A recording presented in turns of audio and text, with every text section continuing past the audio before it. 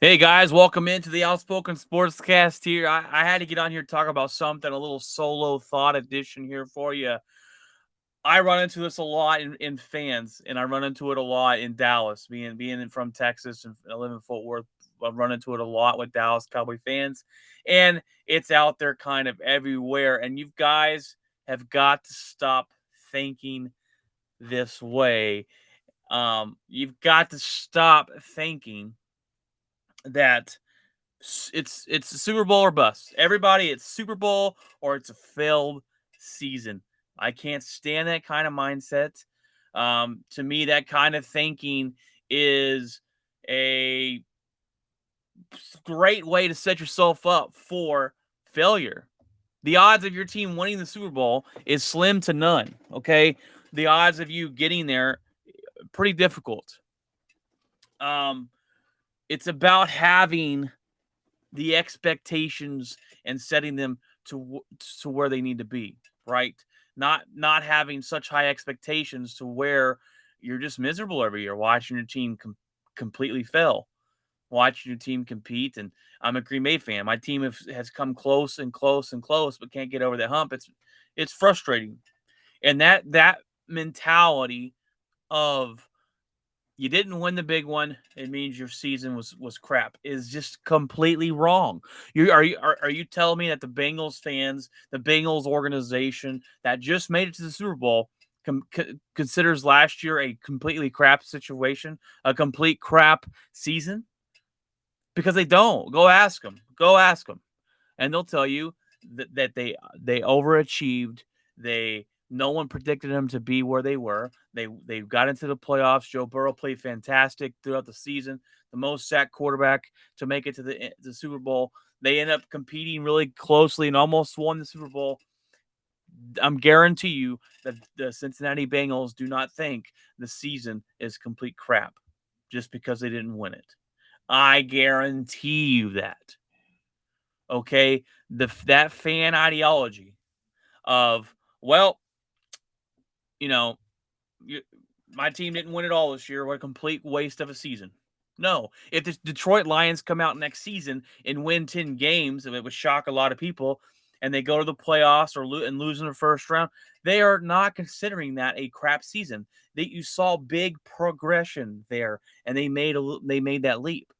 There's only a couple of teams, a handful of teams that you can look at and go, okay, if we don't win the Super Bowl, it is considered a, unsuccessful year, and that's teams that's been there every year or pretty much closely. The Green Bay Packers, I could put there. They've come so close every year. They compete every year, usually in the NFC Championship game. The Kansas City Chiefs, right? Your expectations should be Super Bowl. You've got one of the best quarterbacks in the league.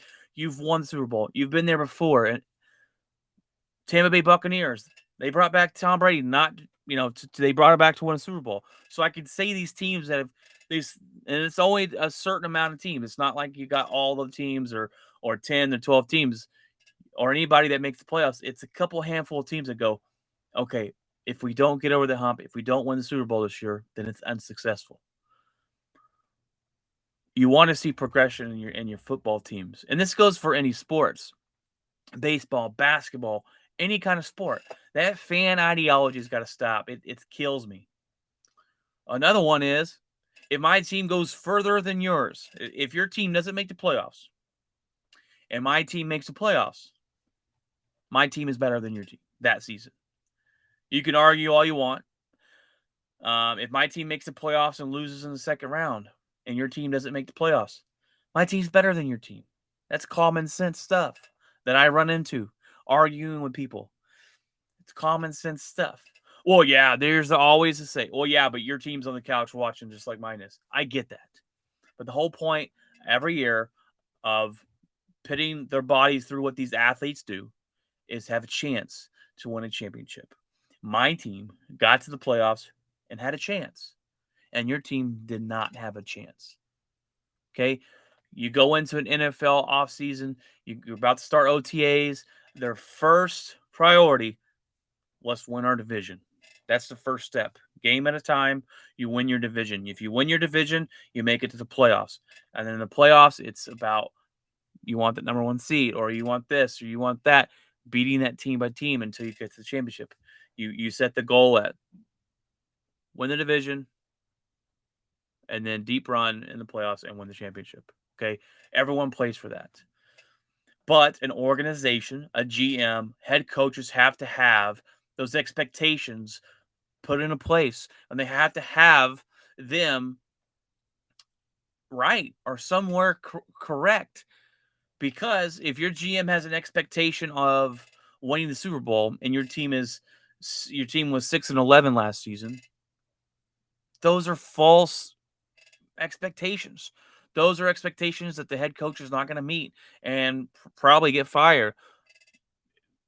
Expectations and managing those and having them to a right level is very important, and that's for your sporting team. That's in your life in general. I talk about it all the time.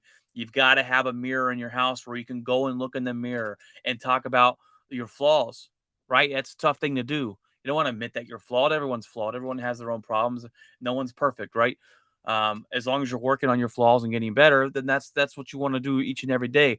But having that mirror and having your setting those expectations to a proper level will make you happier in life. If you go through every um, sporting event or watch your team play in every sporting league across America or overseas, and your attitude is Super Bowl or bust with every single one of them, you're going to be disappointed with a lot. That's just a cold hard fact because it's hard to get there. It's hard to do what they did. The Patriots winning so many Super Bowls back to back and getting there all the time is something that's very rare, and we might not see it ever again in this next generation. We might not ever see it again. Okay, the ideology has to stop. You've got to have measured expectations and Green Bay, I expect them to go to the Super Bowl because they've come close every single year. They're always in the playoff hunt. They have an elite quarterback. That's expectations set properly.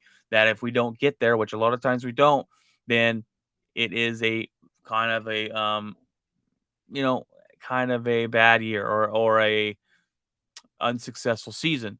And you got to manage those each year, right? Your team changes, your team gets rid of players. We let it Devontae Adams go.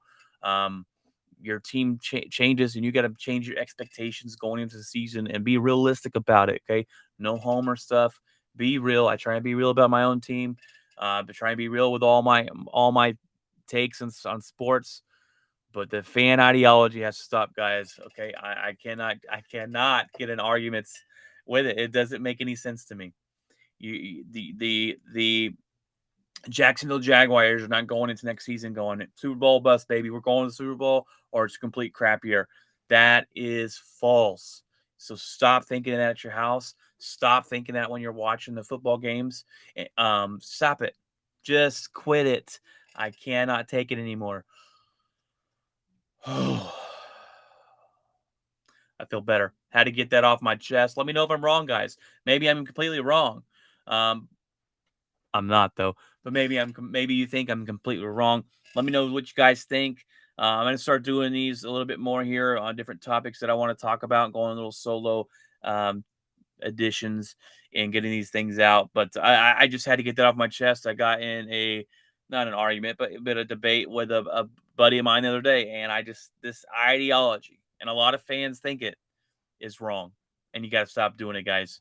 All right, well, let me know what you think, guys. We podcast on every podcasting platform you can find us. Outspoken Sportscast. We stream live on Tuesdays and Fridays to YouTube, Facebook, Twitter, and Twitch. You can watch us live on YouTube and actually comment as we're talking. So feel free to take a wonder and take a look and take a listen, guys. Now, tomorrow's episode, I'm really excited about it. We're doing our top 10 NFL power rankings going into next season. Me, Brian, Jeff, and Craig should all be on to give you our top 10 list. And then, of course, any headlines that's been going on. We got the Baker Mayfield trade finally. We've got the high expectations for the for Kevin Durant trade if he gets traded at all. And we got Brittany Griner pleading guilty, and what that may um, what changes is that going to make in her case over there in Russia. We got all that and plenty much more tomorrow night. Come listen, come follow, and God bless you guys.